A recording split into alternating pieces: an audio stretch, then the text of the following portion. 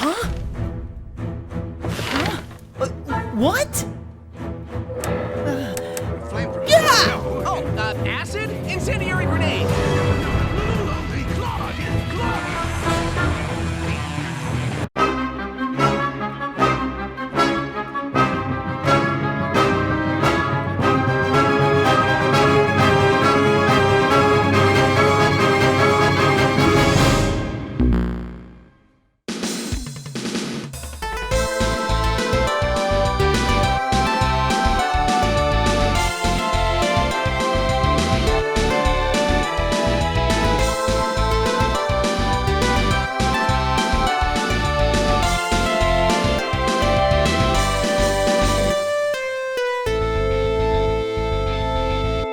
Nous voici donc à la seconde partie du SVG sur la série des Sonic en 3D, mais cette fois-ci sur les jeux sortis après 2001, donc sur aucune console Sega. Une étape très importante dans l'histoire du hérisson bleu comme on va pouvoir le voir. D'ailleurs, je tiens à rajouter un détail que je n'ai pas mentionné dans le précédent SVG. Dans Sonic Adventure 1 et 2 sur Dreamcast, il était possible d'aller sur internet grâce au modem de la console et ainsi visiter le site du jeu, partager vos meilleurs temps, stocker des Chao avec protection par mot de passe et avoir toutes les informations sur votre Chao et ses scores lors des courses. Le marché noir était présent, sans compter les courses sur le Twinkle Park, etc. Un service vraiment avant-gardiste mais malheureusement plus disponible. Ne vous inquiétez pas, la Sonic Team a inclus la majorité de ses fonctions sur les opus sortis sur les consoles autres que celles de Sega, dont le marché noir qui existait depuis le départ en fait. Cette grosse parenthèse enfin fermée, la Sonic Team nous sort son tout premier jeu exclusif sur console non Sega, Sonic Heroes, sorti sur PS2, GameCube, Xbox et plus tard sur PC en 2004. Ce Sonic était attendu au tournant, surtout en voyant sa bande-annonce avec le retour des Chaotix et de Metal Sonic. On pensait avoir un putain de gros jeu, un Sonic tout aussi complet qu'un Sonic Adventure, mais ce n'est pas tout à fait ça. Sonic Heroes revient aux fondamentaux et possède donc un scénario plus maigre que les précédents opus et plus fidèle au Sonic sur Mega Drive. Idem pour le niveau dans le retour du casino. Pour la première fois, un jeu Sonic n'est plus synonyme de benchmark, un jeu qui pousse la console à ses derniers retranchements. Graphiquement, le jeu est joli mais rappelle pas mal à la Dreamcast, il y a de quoi être déçu sur ce point-là. Cependant, ce jeu dispose d'un gameplay assez particulier. En effet, on peut contrôler en même temps 3 personnages disposant chacun de leurs spécificités. Par exemple, pour la team Sonic, Sonic possède la capacité Speed et peut donc courir et faire ses Omega Attack. Knuckles la capacité Power, c'est lui qui sera le plus efficace contre une horde d'ennemis. Et Tails possède la capacité Fly permettant de voler et d'attaquer en l'air. De plus, dans les niveaux, on peut trouver des améliorations pour chacun des personnages, permettant d'augmenter leur puissance d'attaque. Par contre, à chaque début de niveau, cela revient à 0. Cela rajoute de la difficulté et je pense que ce n'est pas à plaindre et que c'est voulu. Sur le papier, le concept est très intéressant, mais en pratique, c'est méga bourrin. Sur le feu de l'action, on ne sait pas tout le temps où appuyer, cela donne vite le syndrome de bordel à l'écran, ce qui donne un temps d'adaptation assez long. De plus, le jeu est pas mal buggé, comme les fois où le boost n'a pas su nous amener suffisamment loin pour atterrir sur une autre plateforme, et en formation fly, on rebondit de façon complètement ridicule sur le bord avant de tomber. Dans Sonic Heroes, si vous vous attendiez donc à un contenu aussi riche qu'un Sonic Adventure, préparez-vous à être déçu. Les phases exploration sont toujours proscrites et le jeu se résume à une succession de niveaux. Puisque l'on est dans un retour aux sources, les niveaux disposent de 2 actes, bien que le jeu ne le mentionne pas clairement. De plus, la gestion des Chao a été purement et simplement supprimée, sûrement jugée trop superflue.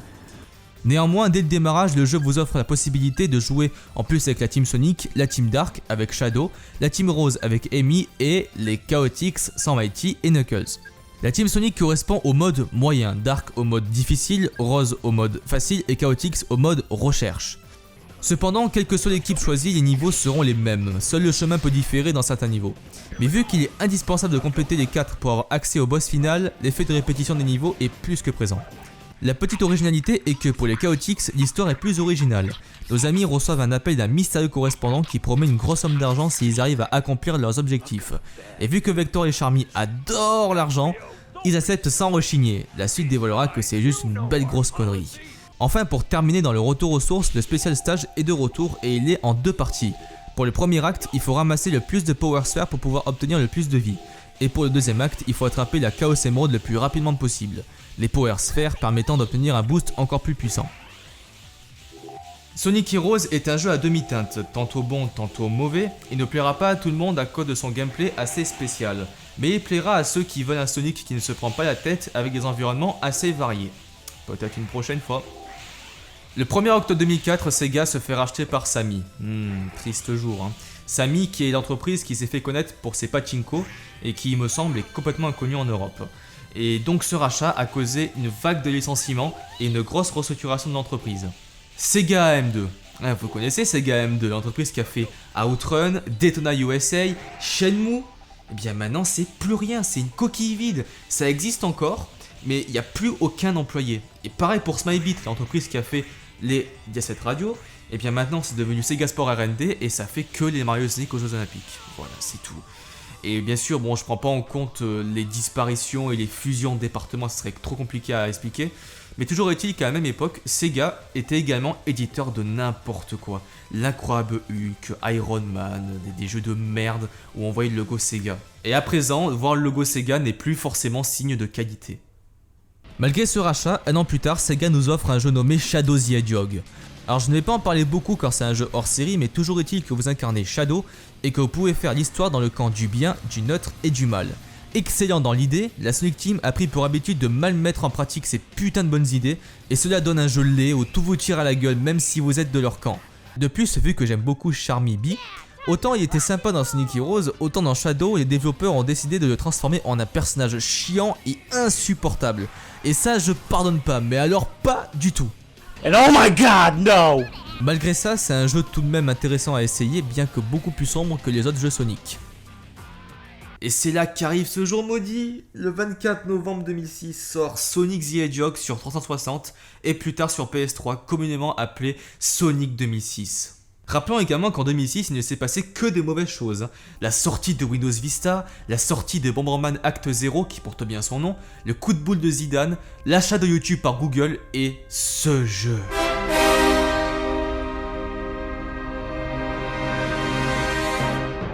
Comment mais comment Sega et la Sonic Team a pu laisser passer une chose pareille? D'autant plus que Yoji Naka, qui est une personne assez influente puisque c'est le programmeur historique de Sonic, s'est barré en cours de développement. Et ça, c'est pas un hasard. Nous sommes dans un reboot, et donc, les développeurs ont pris le risque de changer complètement d'univers pour foutre Sonic à Soleanna, une réplique de Venise, gouvernée par la princesse Elise et qui, lors d'une cérémonie, se fait kidnapper par le Dr Eggman dont son look a été revu pour l'occasion. A la fin de la cinématique de début, on aperçoit un nouveau personnage nommé Silver, un personnage intéressant dont je vais parler plus en détail un peu plus tard. Donc le but est assez simple, sauver la princesse Elise avec quelques rebondissements dans une histoire aussi impressionnante qu'un blockbuster hollywoodien. Les niveaux sont variés, plaisants à parcourir et vraiment magnifiques pour la nouvelle génération. Sonic est encore plus rapide et en plus on peut contrôler d'autres personnages. Et en plus de ça, on peut parcourir la très belle ville de Soleanna comme bon vous semble et en plus effectuer des missions. Ce jeu est juste excellent et est sans doute la meilleure production de la Sonic Team.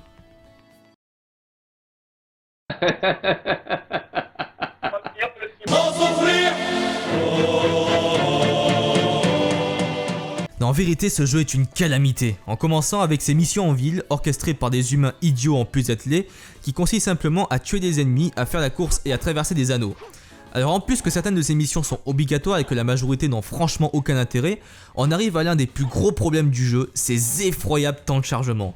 Par exemple, pour commencer une mission, vous parlez à la personne concernée. Temps de chargement, elle vous reparle pour vous dire la même chose. Temps de chargement, vous faites la mission. Temps de chargement, elle vous dit que vous avez gagné. Tableau de fin. Temps de chargement, retour à la phase aventure. Répétez cette étape 2 fois lorsque vous perdez une mission et à vous les crises de nerfs. De plus, l'histoire se veut volontairement beaucoup plus sombre et plus adulte que d'habitude. Si vous pensez que Sonic... c'est mignon, c'est pour les enfants. Eh bien, vous vous êtes trompé. Monarchie constitutionnelle et dialogue sérieux sont au programme. Dans Sonic 2006, les développeurs ont mixé les choix de personnages de Sonic Adventure 1 et 2, et c'est plutôt une bonne idée. C'est-à-dire que si vous prenez Sonic, vous pourrez, au cours de certains niveaux, contrôler dans un premier temps Sonic, puis dans un second temps Tails et enfin Knuckles, et ça c'est pas mal. Pour l'occasion, ils ont aussi réinstauré le concept de phase aventure et de phase action. Mais pour les phases action, le premier niveau Wave Ocean est un évident clin d'œil à Sonic Adventure. D'ailleurs, l'orque fait son retour, et vous revoilà courir sur un pont en bois, ce qui est un clin d'œil vraiment sympa, il faut le reconnaître. Mais là où sur Dreamcast l'environnement était chaleureux et coloré, dans Sonic 2006 les environnements sont pauvres et ternes, sans aucune âme, sans parler des textures bas de gamme qui font tache.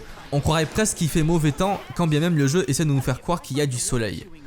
Après cette étape, on se retrouve avec Tails, de nouveau contrôlable seul, et contrairement à Sonic qui balance une capsule d'anneaux sur ses ennemis pour les tuer. Je sais pas qui a eu cette idée, mais ce qui est sûr c'est qu'elle est complètement stupide. Le fait que Tails attaquait avec ses deux queues était bien plus efficace. Notre ami Tails vole toujours, afin d'atteindre des endroits impossibles avec Sonic. Enfin, si vous y arrivez, car on arrive au deuxième problème du jeu, sa jouabilité. En effet, les contrôles sont ultra sensibles. Une simple pression sur le stick et notre personnage fait déjà un 90 degrés. Assez déstabilisant et imprécis, et ce même en prenant habitude. Cette imprécision atteint son paroxysme lors des étapes speed, se trouvant à la fin de certains niveaux.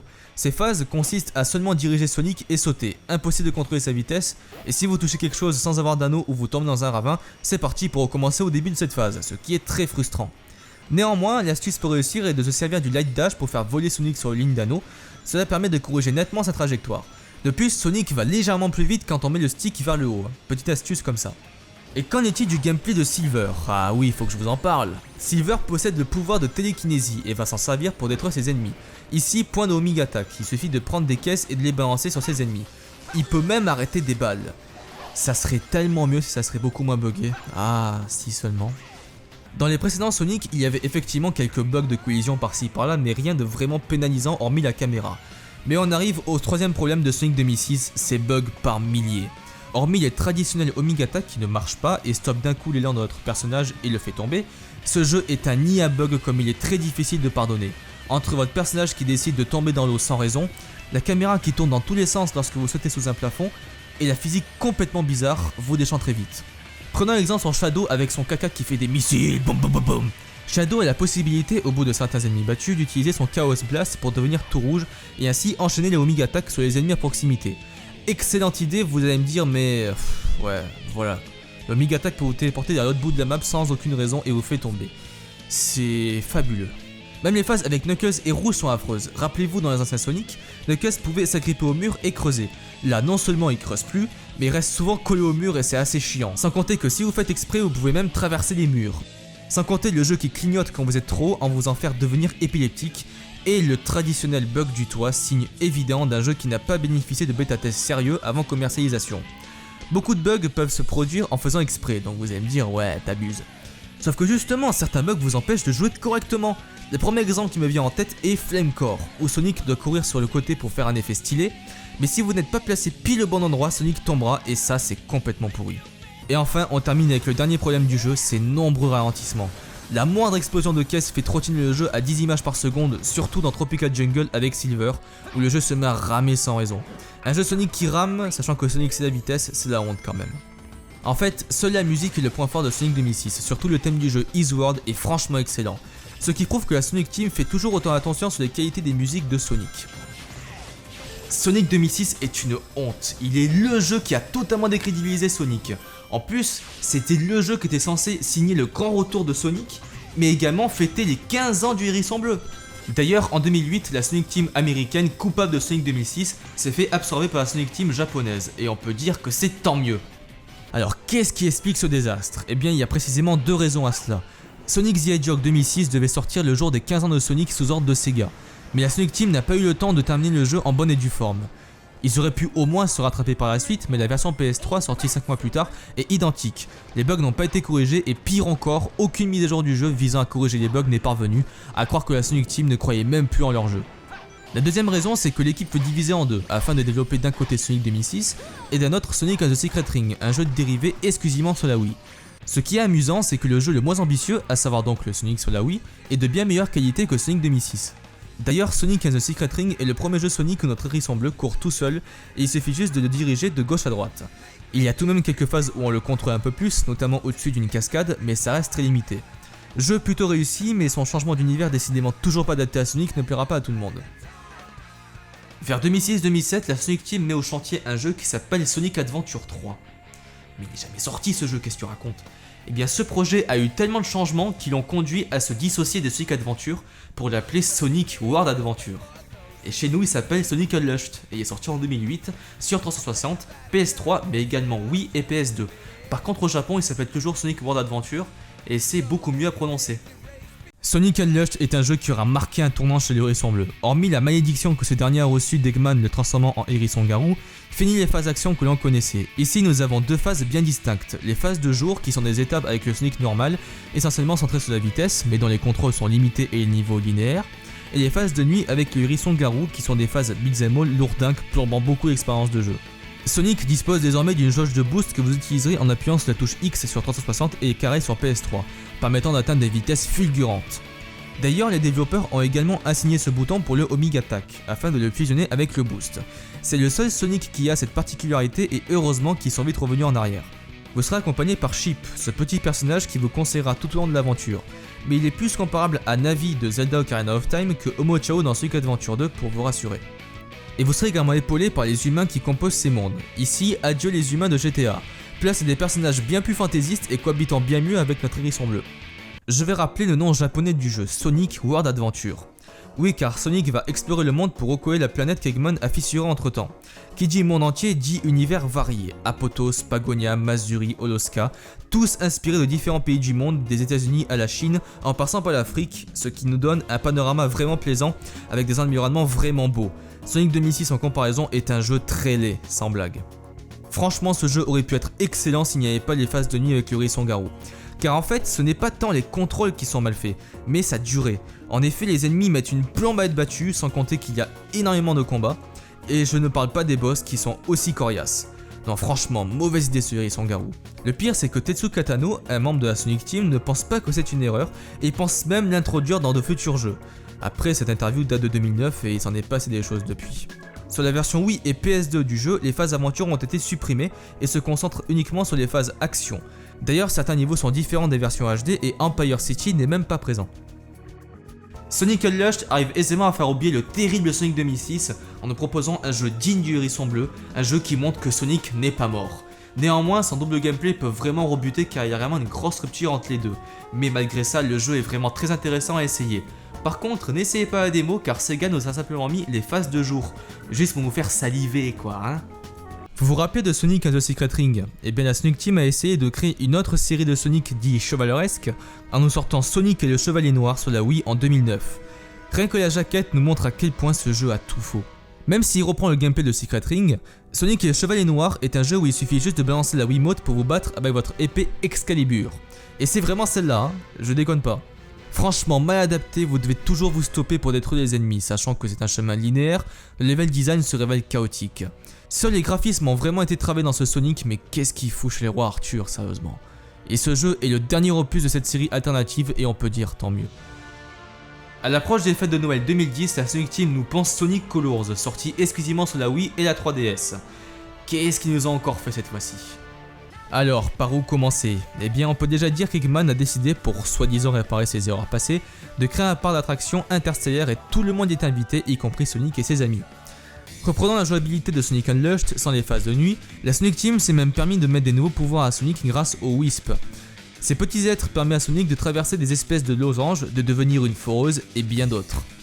Tout comme Sonic Unleashed, le jeu est un parfait exemple de beauté graphique. Alors que certains développeurs tiers ne se cassent pas le cul à adapter leur jeu sur la Wii, n'est-ce pas EA, Sega nous prouve que malgré l'absence de la HD, la console blanche de Nintendo est capable de nous fournir un jeu qui n'a rien à envier aux productions HD. C'est beau, ça va vite et c'est fluide. Mais ce qui a failli passer pour un énième Sonic rapidement oubliable, Sonic Colors et ses Wisps arrivent à nous tenir en haleine grâce à leur pouvoir qui peut dérouter pendant les premières minutes, mais deviennent amusants à utiliser. De plus, les environnements sont variés. En plus du parc d'attractions, vous aurez une usine, un monde de gâteaux et bien d'autres. Le reproche que je peux lui faire est la répartition des actes. Les niveaux sont beaucoup plus courts et sont répartis sur presque une dizaine d'actes en comptant le boss. Selon moi, 3 actes grand maximum auraient suffi, tout en rallongeant la durée de ces derniers. En bref, Sonic Colors est un très bon jeu et mérite vraiment qu'on s'y attarde. Comme quoi, avec de la persistance, Sega peut encore nous sortir un jeu Sonic qui sort du lot. En plus, le jeu suivant est excellent aussi. Avant, la Sonic Team a fêté les 15 ans de Sonic de la pire façon qui soit. Et bien pour les 20 ans, ils se sont rattrapés en nous sortant Sonic Generation sur PC, PS3, 360 et 3DS. Après avoir étudié la dualité constante entre les Sonic en 2D et les Sonic en 3D, la Sonic Team a décidé de créer une histoire autour de ça et fait rencontrer le Sonic du présent avec le Sonic du passé, plus petit, plus rondouillard. Le but étant de rétablir le cours du temps en rejouant au niveau sorti sur les précédents jeux entièrement refait pour l'occasion. De ce fait, vous verrez le grand retour de la Green Hill Zone, Comical Plant, Speed Highway et bien d'autres. Chaque niveau se divise en 2 actes, l'un avec le Sonic du passé avec un gameplay exclusivement 2D et se rapproche des opus Mega Drive, et l'autre avec le Sonic du présent avec la jouabilité de Sonic Colors. Si l'on peut reprocher une certaine imprécision sur le gameplay 2D, le jeu tire encore une fois son épingle du jeu grâce à ses décors. En effet, le jeu est beau tout en jouant avec la nostalgie des fans en ne trahissant pas les niveaux abordés, bien que beaucoup modifiés par rapport à la version d'origine pour l'adapter au gameplay de Sonic Generation. De plus, c'est le premier Sonic avec un doublage français avec des voix issues de la série animée Sonic X, et il est plutôt pas mal, bien que les dialogues ne soient pas hyper transcendants non plus. Je peux reprocher sa durée de vie bien trop courte car il n'y a tout simplement pas assez de niveaux. J'aurais préféré des niveaux supplémentaires issus d'autres jeux Sonic, ou même 2 niveaux sur chaque jeu évoqué. Je reste sur ma faim après l'avoir fini, et les défis supplémentaires ne m'ont pas super emballé. Je les faisais uniquement pour débloquer des trucs et je jouais en priorité ceux où un personnage bien précis était présent. Inutile de préciser que le niveau que vous voyez à l'écran était l'un des premiers que j'avais fait de cet univers. A noter que la version 3DS du jeu n'est pas identique, certains niveaux lui sont exclusifs, comme Emerald Coast de Sonic Adventure ou le casino de Sonic 2. J'aurais vraiment préféré qu'ils incluent ces niveaux dans les versions console de salon, mais bon. Hormis les niveaux, Sonic Generation est une mine d'or quand il s'agit du contenu. En plus de la présence du Sonic the Hedgehog originel sur Mega Drive, vous aurez accès à un musée montrant tous les dessins de l'univers Sonic venant en interne de la Sonic Team, sans compter la grande majorité des musiques présentes issues d'anciens jeux que vous pourrez jouer sur n'importe quel niveau. Sonic Generation fête dignement les 20 ans de Sonic. En instaurant un double gameplay visant à réconcilier les fans de la 2D et de la 3D, il arrive vraiment à convaincre. Seule sa durée de vie est un point noir sur le tableau, mais à part ça, ce jeu est un hommage à Sonic, et il est un jeu incontournable pour les fans. Vraiment, bravo Sega. De là, on peut se demander qu'est-ce qu'il va avoir comme jeu Sonic après ça.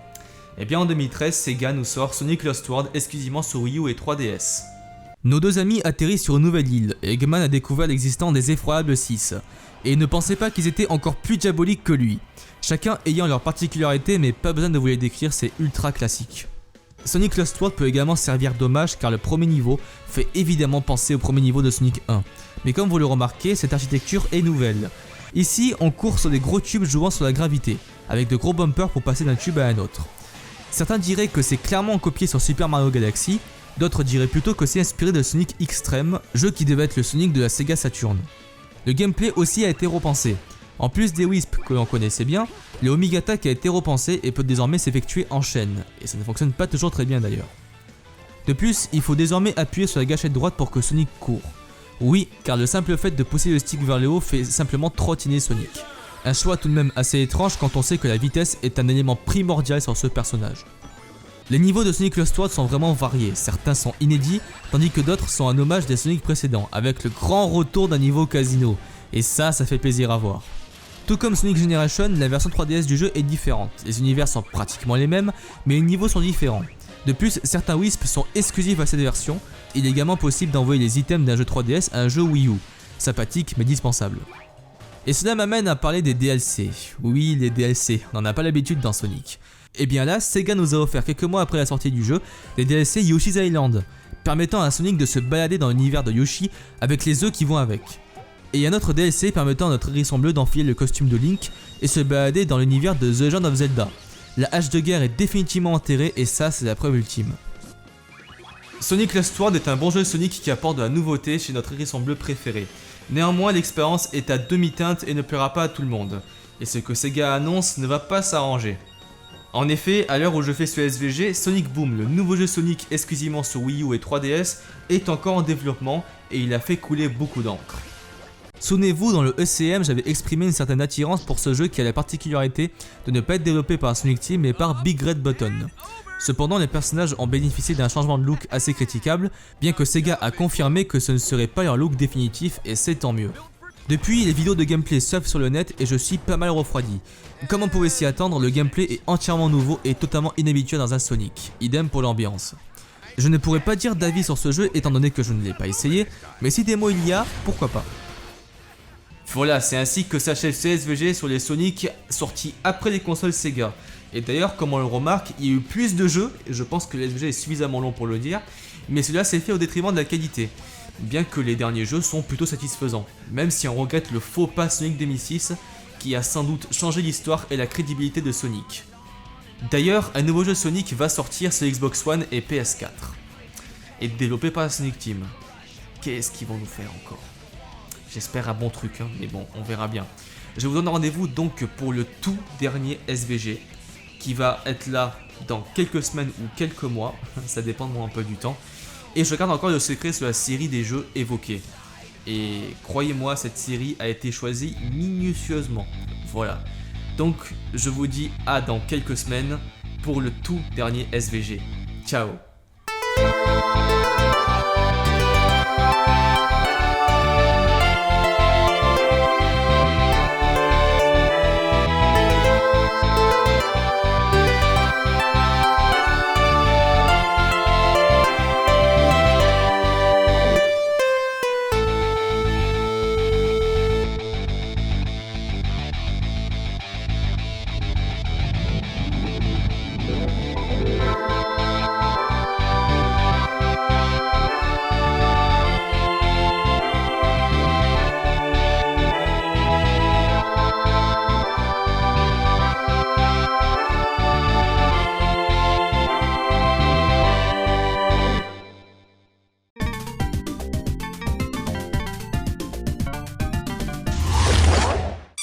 I am you from the future. There's no time to explain. Follow me. Oh, crap! You didn't see anything.